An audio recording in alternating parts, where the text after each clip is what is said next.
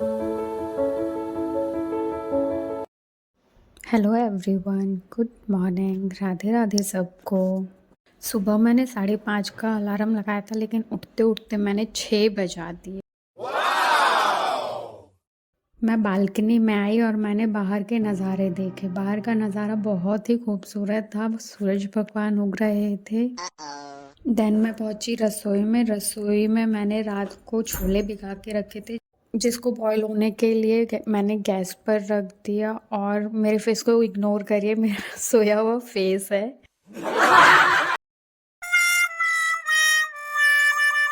उसके बाद मैंने झाड़ू लगाई, फिर पोछा लगाया, साफ़ सफाई की। उसके बाद थोड़ा रेस्ट किया। देन मैं नहाने के लिए चली गई। फिर मैं नहा के निकली और मैंने पति देव को उठाया, बट वो उठे नहीं, क्योंकि अभी टाइम नहीं हुआ था उठने का। आलसी हैं वो बहुत। उसके बाद मैं छत पर गई। छत पर जाकर मैंने सूर्य भगवान को जल चढ़ाया। बहुत ही अच्छी हवा चल रही थी। मौसम इतना मस्त था कि नीचे आने का मन ही नहीं कर रहा था। फिर मैंने कबूतरों को दाना दिया और उनके लिए पानी रखा। ये कबूतर मेरा डेली इंतज़ार करते हैं, क्योंकि मैं डेली उनको ऐसे ही दाना पानी देकर आती हूँ। जितनी संस्कारी मैं वीडियो में दिख रही हूँ, इतनी तो मैं हूँ भी नहीं लोगों की नज़र में। फिर मैं रसोई में पहुंची। रसोई में मैंने जो छोले बॉईल होने के लिए रख रखे थे उनको चेक किया। वो अच्छे से बॉईल हो गए थे। फिर मैंने उनको साइड करके खाना बनाने की प्रिपरेशन की, वो भी बहुत जल्दी जल्दी, क्योंकि मुझे लेट हो रहा था, मुझे कहीं के लिए निकलना था। इसलिए मैंने जल्दी जल्दी खाना बनाया। एक तरफ मैंने चावल डाल दिए और आटा लगाया। आटा लगाने के बाद मैंने जल्दी से सब्जी को तैयार किया। फिर बीच में पतिदेव उठ गए। उन्होंने बोला मुझे चाय पीनी है। चाय पीने के बाद मैंने सब्जी की तैयारी की। छोले बनाते हुए लग रहा था कि क्या पता अच्छे बने या ना बने, क्योंकि मैंने बहुत जल्दी जल्दी में तैयार किए थे। फिर मैंने रोटी बनाई, रसोई क्लीन की। फिर मैंने बर्तन साफ़ करके रखे ताकि मैं शाम तक आऊँ तो मुझे ज़्यादा दिक्कत ना हो। मैंने अपना और अपने हस्बैंड का लंच पैक किया और छोटे देवर के लिए और पापा जी के लिए लंच साइड में रखा। फिर मैं रेडी हुई और रेडी होने के बाद मैंने सब कुछ चेक किया और मैं घर से निकल जाती हूँ, पतिदेव को बाय बोलकर। पतिदेव को बाय बोला। पतिदेव बहुत समझाते हैं, ध्यान से जाना है, ऐसे जाना, वैसे जाना है, ऐसा करना, वैसा करना। फिर नीचे पहुंची, पापा ने भी समझाया। फिर नीचे देवर के पास पहुंची, शॉप पर थोड़ा सा उससे सामान लिया। उसके बाद मैं वहां से निकल जाती हूँ। फिर मैं पहुंचती हूँ मेट्रो स्टेशन और एंट्री करते हुए पता चलता है कि मेरे कार्ड में पैसे ही नहीं है। फिर मैं फटाफट रिचार्ज करके एंट्री करती हूँ और मेट्रो का वेट करती हूँ। उसके बाद मैं अपनी लोकेशन पे पहुंच जाती हूँ। मेट्रो से एग्ज़िट लेकर मैं उतरती हूँ राजीव चौक और मैं जाती हूँ हॉस्पिटल। हॉस्पिटल जाते ही मैंने देखा मम्मी सो रही होती हैं और मम्मी को फिर मैं उठाती हूँ और मम्मी खुश हो जाती हैं। फिर मम्मी के साथ टाइम स्पेंड किया, थोड़ा खाना खाया। बहुत दिनों बाद मैंने मम्मी के साथ खाना खाया। फिर मैं डॉक्टर के पास गई। फिर डॉक्टर ने बोला कि आज नहीं होगा, मंडे होगा, आप मंडे आना।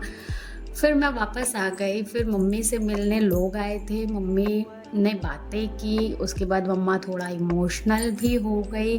मैंने फिर फ्रूट्स काटे, मम्मा ने फ्रूट्स खाए। फिर 3:30 बजे तक मैं मम्मी को बाय बोलकर वहाँ से निकल जाती हूँ।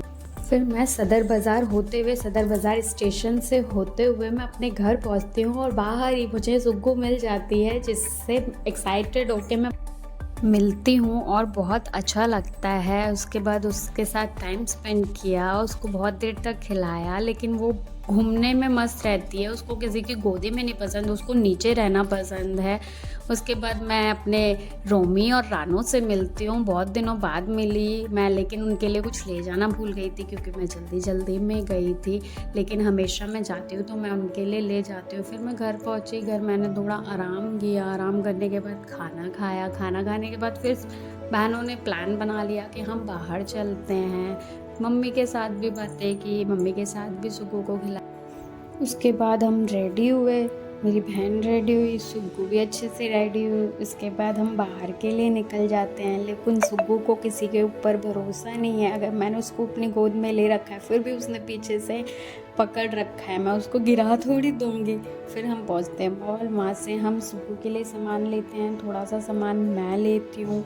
उसके बाद सुग्गू के साथ एंजॉय करते हैं। बहन भी थोड़ा शाय पर्सन है, वो मेरी वीडियो में आना पसंद नहीं करती है। सुग्गू को देखो, सुग्गू कैसे एंजॉय कर रही है। वाओ, सुग्गू तो बहुत क्यूट लगती है मुझे।